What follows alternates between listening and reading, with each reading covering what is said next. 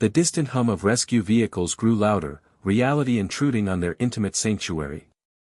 Vexandra's eyes snapped open, and for the first time since the crash, Kai saw something like panic flicker across her features.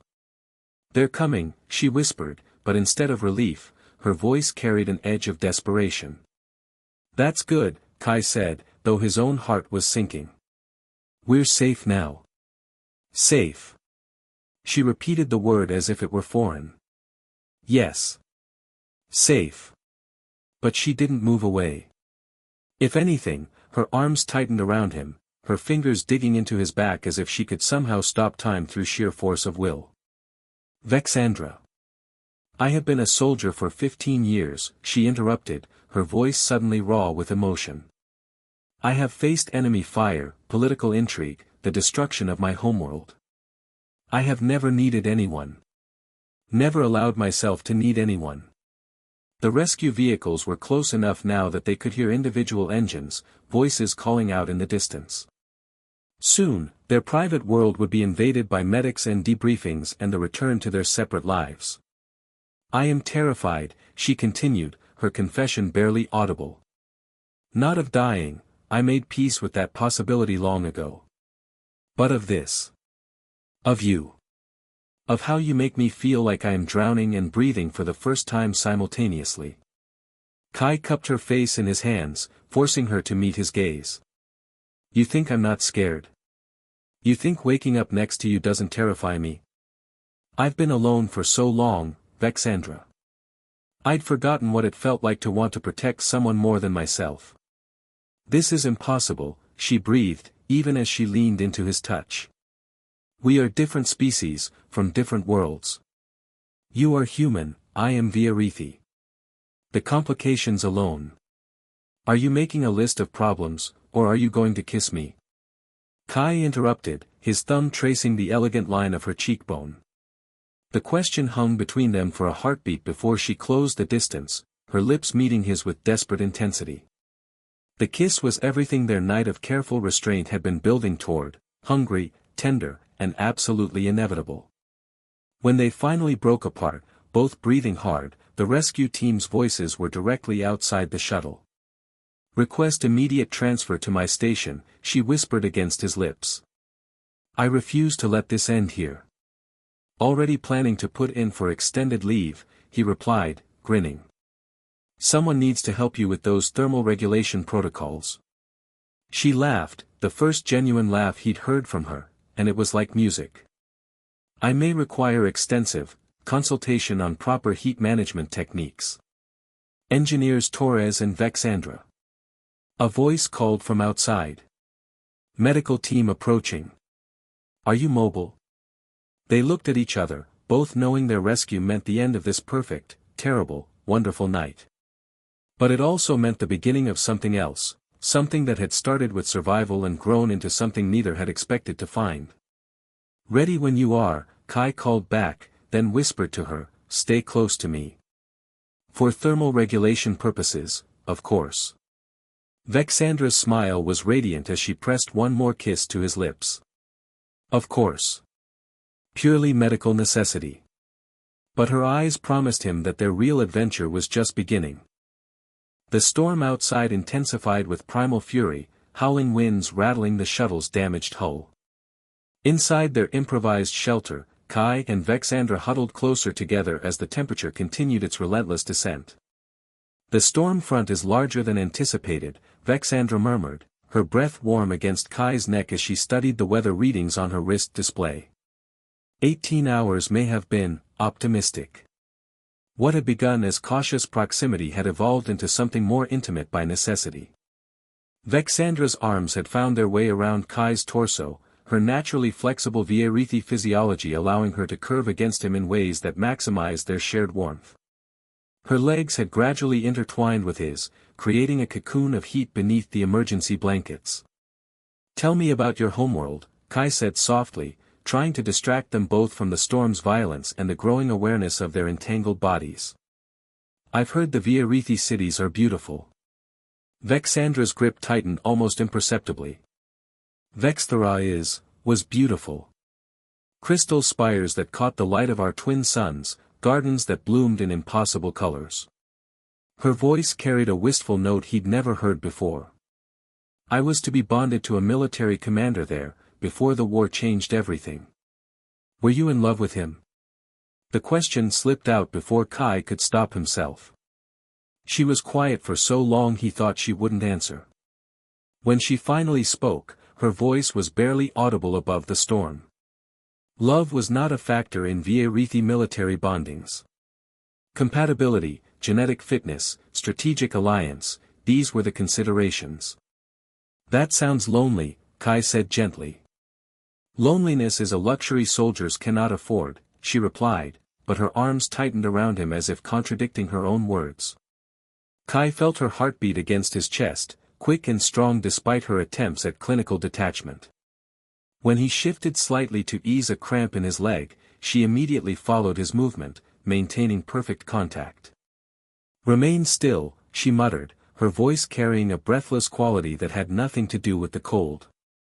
This is optimal proximity for heat transfer. But her explanation didn't account for the way her fingers traced unconscious patterns on his back, or how her face had found the curve of his neck, her lips barely brushing his skin with each word. The scientific rationale was becoming increasingly thin as the night wore on. Vexandra, he whispered, turning slightly to look at her. Their faces were mere inches apart, her golden eyes reflecting the dim emergency lighting. Are you warm enough? She stared at him for a long moment, something shifting in her expression. I am adequate, she said, but her voice caught slightly on the word. The storm raged outside, but inside their small sanctuary, a different kind of intensity was building. Kai could feel it in the way her breathing had synchronized with his, in the way her body seemed to mold perfectly against his despite their different species. Whatever this was, it was far beyond mere survival now. The thermal regulation is quite effective, she whispered, but her eyes never left his face, and her grip on him suggested she had no intention of letting go, regardless of the temperature. The first rays of the alien sun pierced through the shuttle's viewport, painting their makeshift shelter in warm amber light. The storm had finally exhausted itself, leaving behind an eerie calm that seemed to amplify every sound, including their synchronized breathing. Kai stirred first, his internal chronometer telling him they'd survived the night. The temperature gauge showed a steady climb back toward survivable levels, yet Vexandra's arms remained firmly wrapped around him, her face still nestled against his chest. The storm has passed, he said softly, expecting her to immediately pull away now that the immediate danger was over. Instead, her grip tightened. Residual hypothermia protocols, she murmured against his collarbone, her breath sending shivers through him that had nothing to do with cold. Premature separation could cause thermal shock. Kai's heart hammered as he felt her lips move against his skin with each word. Is that medically accurate? I am a soldier, not a physician, she replied, but made no move to release him. However, I believe caution is warranted. Her justification might have been more convincing if her hands hadn't begun tracing slow, deliberate patterns along his spine, or if her legs hadn't remained thoroughly entangled with his.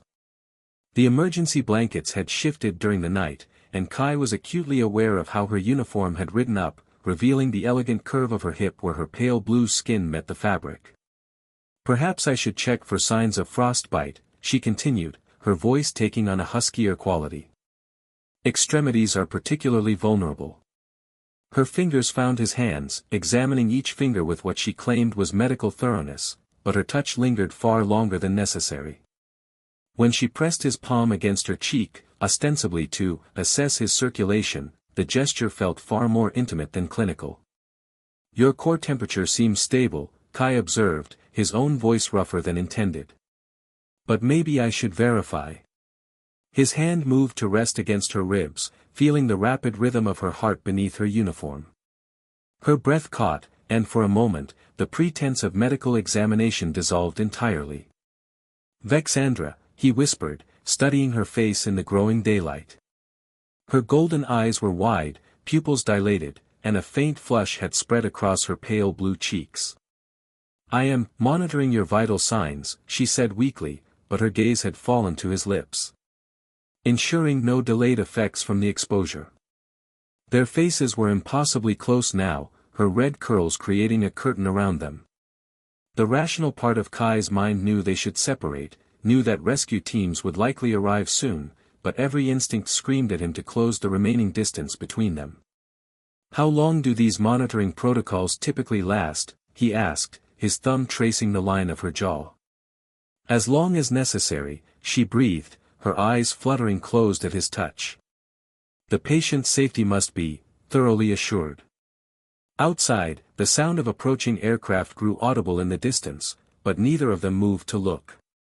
Instead, they remained frozen in their intimate tableau, both knowing that once they broke this spell, everything would change, and neither quite ready for that moment to arrive. The shuttle Meridian's Hope shuddered violently as another system failure alarm pierced the cramped cockpit. Kai Torres wiped sweat from his brow despite the dropping cabin temperature, his skilled hands dancing across the control panel in a desperate attempt to keep them airborne. "Engine 3 is completely dead," he called out, his voice steady despite the chaos. "I'm rerouting power from life support to the remaining thrusters." Behind him, Vexandra moved with fluid precision, her pale blue skin gleaming under the emergency lighting as she secured loose cargo and activated emergency protocols. Her red curls, usually held in perfect military regulation, had begun to escape their bindings, framing her angular yet elegant face. Despite being from the reptilian Vierithi species, she possessed a striking beauty that Kai had noticed during their 3-day journey, though he'd never dare mention it. "Hull integrity holding at 60%, she reported, her voice carrying the crisp authority of a career soldier. "But the thermal regulators are failing. Internal temperature dropping rapidly." The moon's surface rushed toward them through the viewports, a wasteland of ice and rock beneath churning storm clouds. What had started as a routine supply run to the mining station on Kepler 442b had become a fight for survival when a cascade of system failures struck without warning. "There." Kai pointed to a relatively flat section of terrain. "I can put us down there, but it's going to be rough." Vexandra strapped herself in without hesitation, her military training evident in every movement. "Do what you must, Engineer Torres. I have survived worse landings." The shuttle hit the frozen ground with bone-jarring force, skidding across the ice before coming to rest against a rocky outcropping. Steam hissed from ruptured coolant lines, and the emergency power flickered ominously. Kai ran a quick diagnostic, his heart sinking at the results. "Communications are down, engines are scrap, and the emergency beacon's transmitter is fried. We're stranded." Vexandra examined the hull breach near the rear of the shuttle, her expression calculating. "The damage can be temporarily sealed, but this shelter is marginal at best. And according to my readings, the storm system overhead will last for at least 18 hours. Through the cracked viewport, they could see the alien sun setting rapidly, painting the ice fields in shades of purple and gold. The temperature gauge showed an alarming downward trend, already approaching the threshold where human survival became questionable. "Well," Kai said, attempting levity despite their dire circumstances, "I suppose we're roommates now." Vexandra's golden eyes regarded him with unreadable intensity. "Indeed. Let us hope we prove compatible." The temperature inside the shuttle dropped with alarming speed as night fell over the frozen moon. Kai's breath formed visible clouds as he worked to seal the hull breach with emergency patches, while Vexandra attempted to coax life from their failing heating unit. "The thermal core is cracked," she announced, her usually steady voice carrying a slight tremor, whether from cold or something else, Kai couldn't tell. "At this rate, we have perhaps 2 hours before hypothermia becomes problematic." Kai noticed her movements becoming slightly sluggish, her pale blue skin taking on an almost translucent quality. Unlike humans, the Vierithi were particularly susceptible to temperature extremes, their reptilian heritage making them dependent on external heat sources. "There might be another option," he said carefully, not wanting to offend her military sensibilities. "Body heat sharing. It's basic survival protocol." Vexandra's golden eyes flashed with something between alarm and indignation. "Absolutely not. The Arethi military code strictly prohibits intimate contact with. With what? Allied species? Kai interrupted, his own body beginning to shiver. Vexandra, this isn't about protocol. It's about staying alive. She turned away, her red curls catching the dim emergency lighting. You do not understand. Physical contact among my people is significant. It implies bonding, attachment. Things a soldier cannot afford. Another hour passed, and Kai watched with growing concern as Vexandra's condition deteriorated. Her breathing became shallow, her movements increasingly unsteady. When she stumbled while checking the door seals, he caught her arm, feeling how cold her skin had become. This is ridiculous, he said firmly. We're going to die from pride. Vexandra looked up at him, her golden eyes clouded with exhaustion and something deeper, fear, perhaps, or longing. For a moment, her military mask slipped entirely, revealing the vulnerable woman beneath. She began, then stopped, pressing her lips together. When she spoke again, her voice was barely above a whisper. Cuddling is a biological necessity for thermal regulation. It does not imply attachment. The word seemed to cost her something, a concession that went against everything she'd been trained to believe.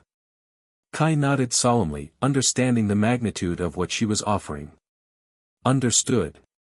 Purely medical, he agreed, though his heart rate quickened at the thought of being so close to her. They arranged the emergency blankets in the most sheltered corner of the shuttle. Vexandra sat stiffly as Kai settled beside her, both maintaining careful distance even as they shared the thermal covering. But as the cold continued to seep through the damaged hull, necessity gradually overcame hesitation.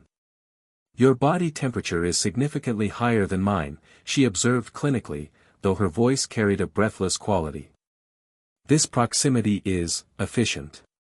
Yet even as she spoke of efficiency, Kai felt her unconsciously lean into his warmth, her rigid posture slowly melting into something more natural, more trusting.